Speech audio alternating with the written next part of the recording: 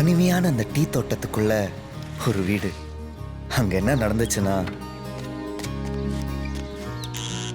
Sir, madam, என்ன யாரையும் காணோம். சார், ஹலோ, யாரா இருக்கீங்களா?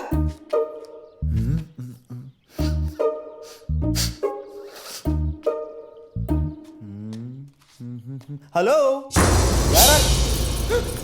ஐயோ ஐயோ, அப்புறம் அப்புறம் என்ன, என்னை ஏன் காப்பாத்துனீங்க அப்படி இப்படின்னு ஒரே ஒப்பாரி. இருங்க, ஏங்க இவ்வளவு அழகான இடத்துல இருந்துட்டு எப்படிங்க உங்களுக்கு தற்கொலை பண்ணணும்னு தோணுச்சு? அப்படி என்னதாங்க ஆச்சு? எதுவுமே ஆகல, அதான பிரச்சனையே. 20 வருஷம் ஆச்சு கல்யாணம் ஆகி. போதும், இதுக்கு மேல சத்தியமா என்னால முடியல. ஏங்க, உங்க புருஷன் உங்களை ஏதாவது கொடுமைப்படுத்தினாரா?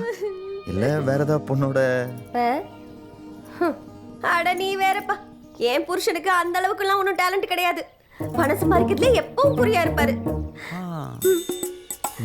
பிரச்சனையே என் அழக பார்த்து எவனாச்சும் என்ன கொத்திட்டு போயிடுவானோன்ற பயத்திலேயே என்ன வீட்டுக்குள்ளே போட்டு பொத்தி பொத்தி வைக்கிறாருப்பா. இந்த மூஞ்சி அந்த அளவுக்கு வர்த்து இல்லையே. ஹலோ, நீ என்ன யோசிக்கிறேன்றது எனக்கு தெரியுது. இதே 20 வருஷத்துக்கு முன்னாடி நீ என்ன பார்த்திருக்கணும். அங்க பாரு, அந்த போட்டோஸ் எல்லாம் பாரு, பார்த்துட்டு அப்புறம் பேசு. உனக்கு இப்ப மனசு படபட நடிக்குமே. படபடனா பட்டுன்னு போயிடும் போல இருக்கே.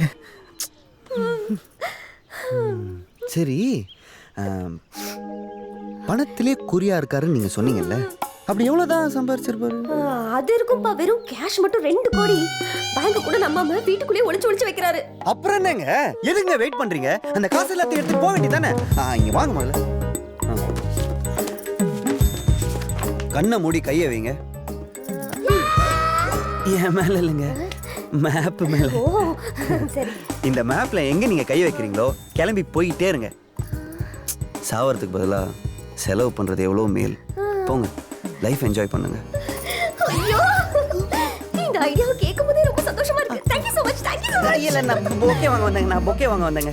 ஆட, இந்த கடையே உன்னோட தான் பா. எது வேணாலும் எடுத்துக்கோ. என்ன? Thank you. Bye. ஒரு பொக்கேக்கு எவ்வளவு மொக்க போட வேண்டியதா இருக்குது.